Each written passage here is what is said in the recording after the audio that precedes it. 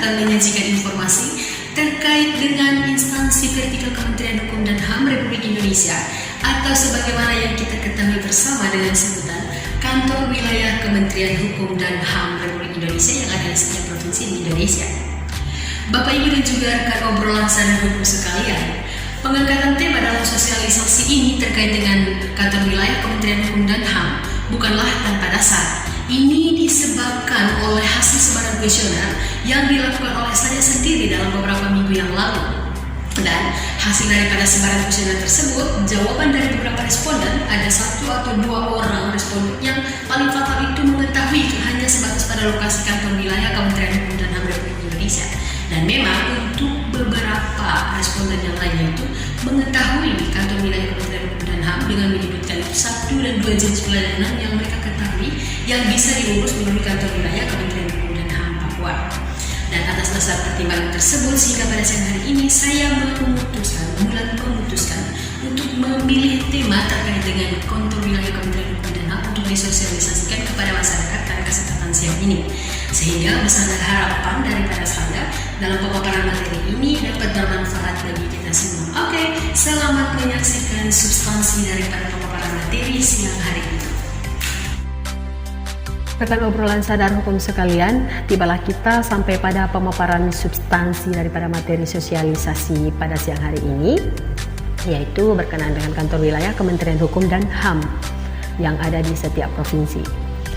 Di awal pemaparan ini perlu saya sampaikan bahwa sumber daripada materi penyuluhan saya itu pada siang hari ini bersumber pada 2 dasar hukum dari pembentukan kantor wilayah Kementerian Hukum dan HAM. Itu adalah yang pertama Peraturan Presiden nomor 83 tahun 2012 tentang organisasi dan tata kerja kantor wilayah Kementerian Hukum dan HAM. Kemudian ada Peraturan Menteri Hukum dan HAM nomor 30 tahun 2018. Sehingga apabila Bapak Ibu ingin mengecek atau membuktikan kebenaran daripada pemaparan saya siang hari ini, silahkan di cross check kembali ke dalam 2 peraturan tersebut. Ada Peraturan Presiden nomor 83 tahun 2012, ada juga Permenkumham nomor 30 tahun 2018. Baik, Bapak Ibu dan juga rekan obrolan sadar hukum yang sangat berbudiman, kantor wilayah Kementerian Hukum dan HAM yang ada di setiap provinsi itu adalah merupakan instansi vertikal dari Kementerian Hukum dan HAM Republik Indonesia. Sehingga segala sesuatu keperluan Bapak Ibu yang berhubungan dengan Kementerian Hukum dan HAM Republik Indonesia tidak perlu langsung datang ke pusat. Silakan Bapak Ibu langsung menuju pada kantor wilayah Kementerian Hukum dan HAM yang ada di provinsi Bapak Ibu sekalian. Kalau untuk ya Bapak Mama di Papua, silakan menuju ke kantor wilayah Kementerian Hukum dan HAM Papua.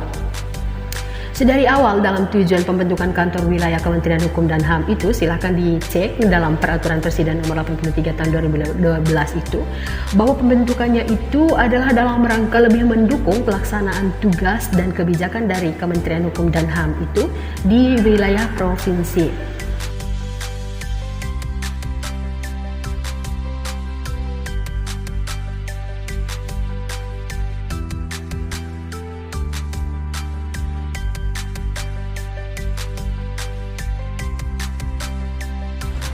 Nah, Bapak Ibu dan juga seluruh rekan obrolan sadar hukum pada kesempatan siang hari ini, mungkin sampai di sini banyak yang menanyakan, kira-kira jenis pelayanan apa saja yang bisa diurus melalui kantor wilayah Kementerian Hukum dan HAM?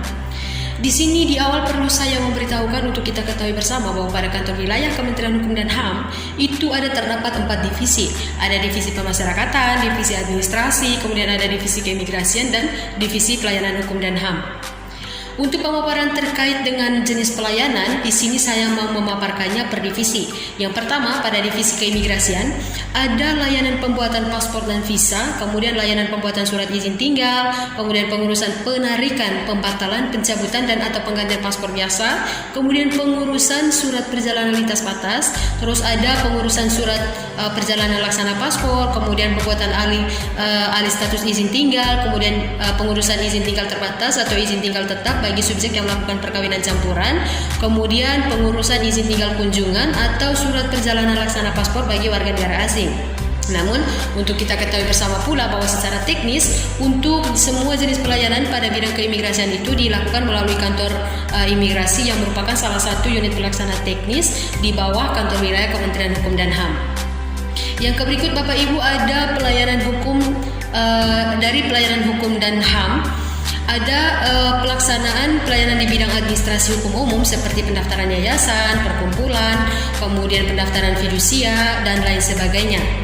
Kemudian di bidang kekayaan intelektual itu seperti pendaftaran merek, paten, desain grafis, dan yang akhir-akhir ini sangat gencar disuarakan itu adalah pendaftaran perseroan perorangan.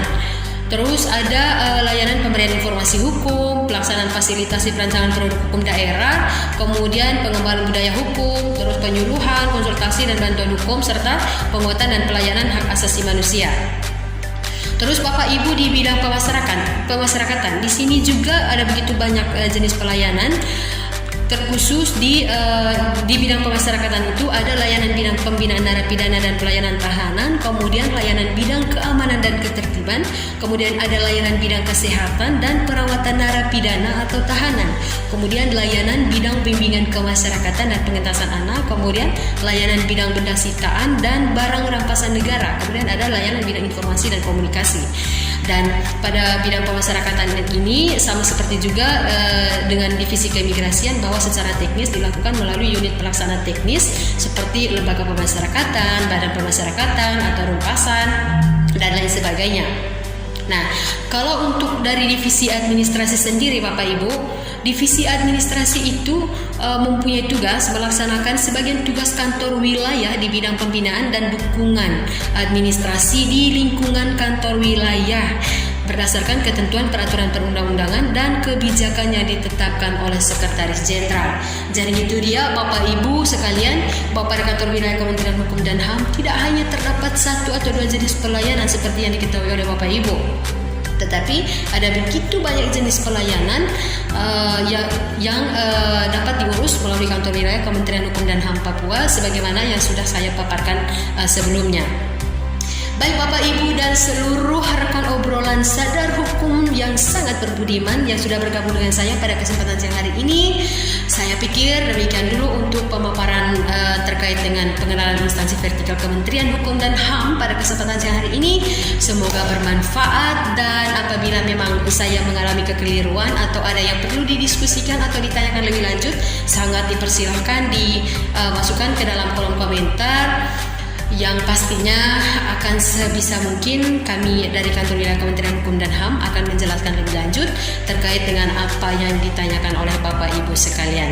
Saya Yustafia, mohon pamit dari teman-teman sekalian.